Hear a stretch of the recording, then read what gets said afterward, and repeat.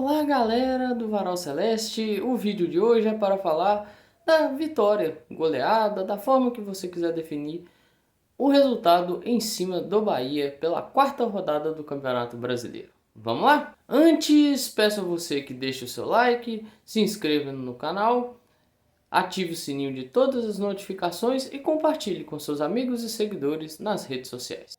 O Cruzeiro mandou a campo Cássio, Fagner, Fabrício Bruno, Vijalba e Kaique. Lucas Romero, Lucas Silva, Christian e Matheus Pereira.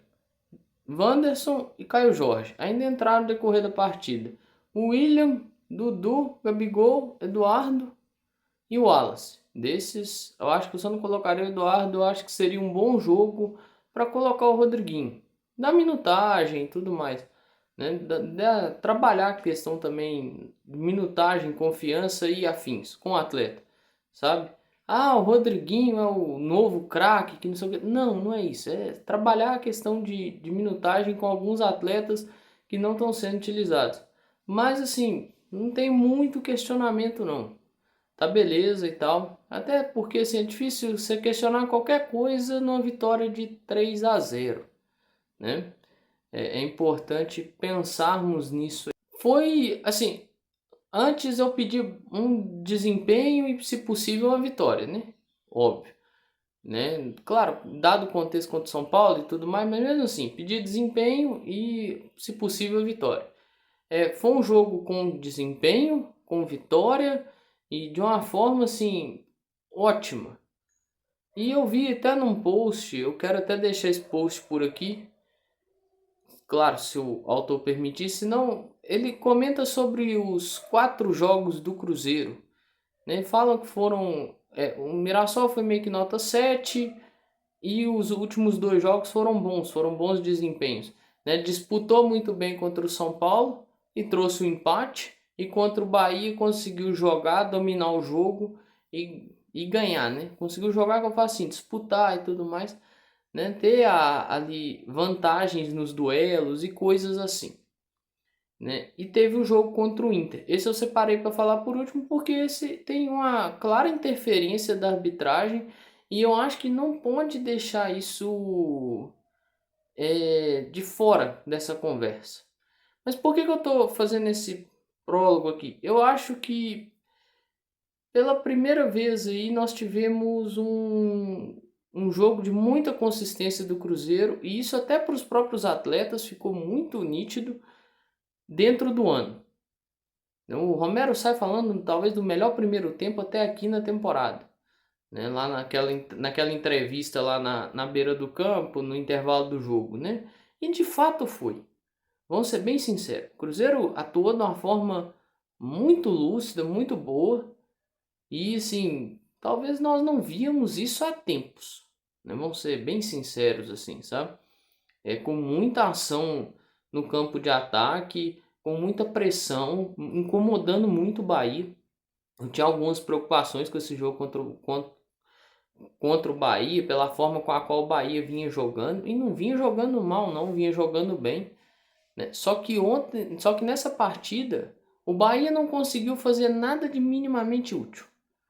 Nada do que o Rogério Ceni pede, não conseguiu ter o Eric Pulga acionado no jogo, tal qual o Eric Pulga é acionado pelo time do Bahia. A coisa ontem para o Bahia não rodou, ainda bem, né?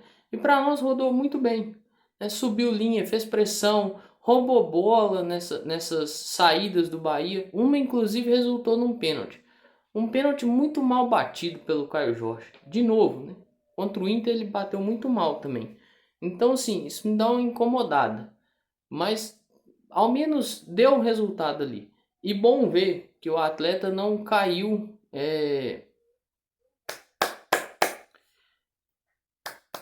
Foi bom ver que o Caio Jorge não deixou isso abalar, né? O golzinho ali no final do primeiro tempo, com o Cruzeiro mantendo domínio sobre ações e tudo mais, foi muito importante. Porque é aquela, você vai pro vestiário, é aquela história que os comentaristas às vezes falam na TV, né? Aí empatando às vezes é melhor que ir perdendo. Ou, e aí, claro, né? E vencendo é melhor do que empatando ou perdendo e tal. Mas assim, eles falam muito essa questão, ir empatando é melhor do que ir perdendo e tal, que é quando o time toma muita pressão, toma muito sufoco, né? O que pode fazer para melhorar no segundo tempo? Olha, conservar esse resultado aí, acabar e entrar no vestiário, porque ir com esse resultado aí para dentro do vestiário é melhor do que ir perdendo. E não aconteceu isso para o Bahia. O Romero acerta um belíssimo chute. Me lembrou até o chute que ele acerta no jogo contra o América. Na volta da semifinal, né, naquele 1-1 lá no Independência. Que é um chute que você olha e você fala assim, pô, pra que chutou? Mas quando você vê a curva que a bola faz, ela vai saindo do goleiro. Tanto é que o Marcos Felipe estava muito mal posicionado. O Ronaldo, goleiro do Bahia, sentiu, né, teve que sair. Entrou o Marcos Felipe, tanto é que o Marcos Felipe não estava nem próximo da bola. Pela essa curva que a bola faz, pelo movimento que se faz, é um chute de muita felicidade. Assim, né? Acertou outro, né? Já tinha acertado contra o América, acertou isso contra o Bahia. E abre o caminho da vitória. E aí o Cruzeiro pôde jogar um pouquinho mais posicionado para aproveitar os erros do Bahia, né?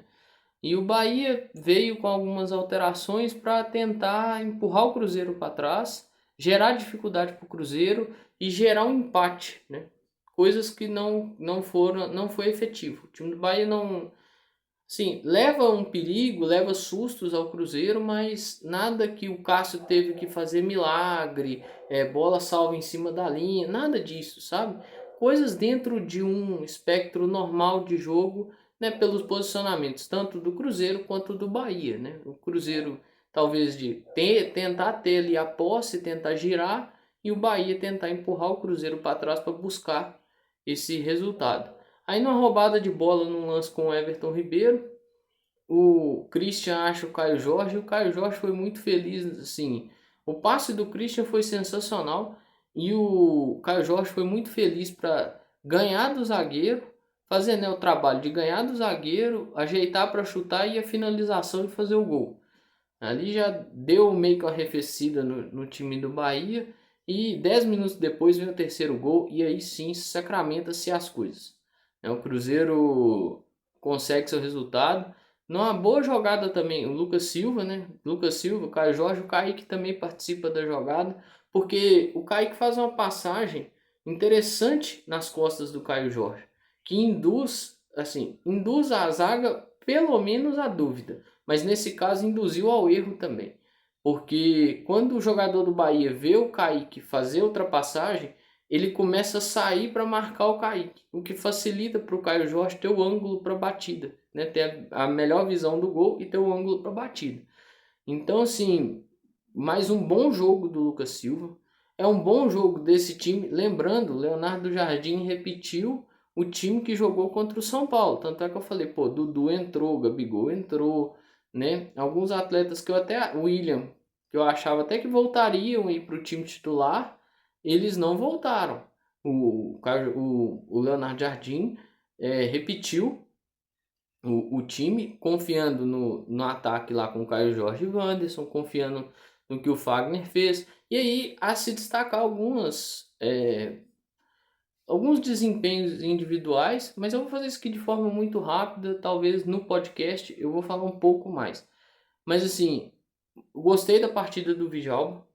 É importante ressaltar isso, que às vezes não faz boas partidas não, mas fez uma boa partida. O Kaique também foi bem no jogo. Lucas Silva de novo, eu sou muito crítico ao Lucas Silva. O Fagner, comparado com o que o William vem apresentando, é melhor ter o Fagner dentro do campo. Sendo muito sincero, vou preferir o Fagner dentro do campo do que ter o William. Porque o desempenho do William tá complicado de aturar. Tá dureza. Tá difícil. E uma partida do Caio Jorge, assim, o Christian também brigando muito, disputando muito, né? Importante isso. E a partida do Caio Jorge, que também conseguiu recuperar dentro do jogo, né? Perdeu o pênalti, mas assim, ainda assim fez 2 gols, foi muito importante. Se eu não me engano, foi o melhor do jogo, ganhou aquele troféu lá da patrocinadora do campeonato, né? Depois tem até que, acho que se olhar nos perfis do Brasileirão, deve ter a fotinha lá, né? Dos melhores do jogo, o Caio Jorge deve estar nessa aí.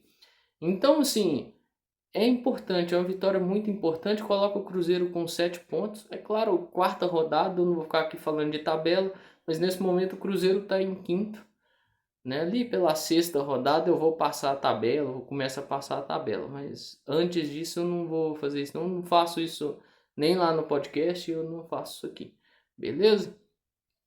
Então acho que tivemos aí um bom jogo.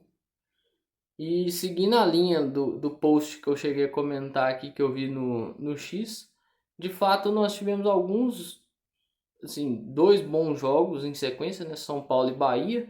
Tivemos uma estreia que o desempenho não foi dos mais agradáveis em determinados minutos ali e de alguns atletas. E tivemos um jogo em que o Cruzeiro foi atrapalhado. O Cruzeiro precisa reencontrar o futebol, reencontrar a ordenação, reencontrar o que fazer é na Sul-Americana. Porque duas derrotas, né, e a coisa pode ir se complicando. Para encerrar o vídeo aí, aquele momento que eu falo das camisas que estão, né, que eu tô com elas no vídeo. Aquela camisa ali de 2003, o ano da Tríplice Coroa, né, ano muito importante para nós cruzeirenses, né? Ano que conseguimos aí o Mineiro, a Copa do Brasil e o Campeonato Brasileiro.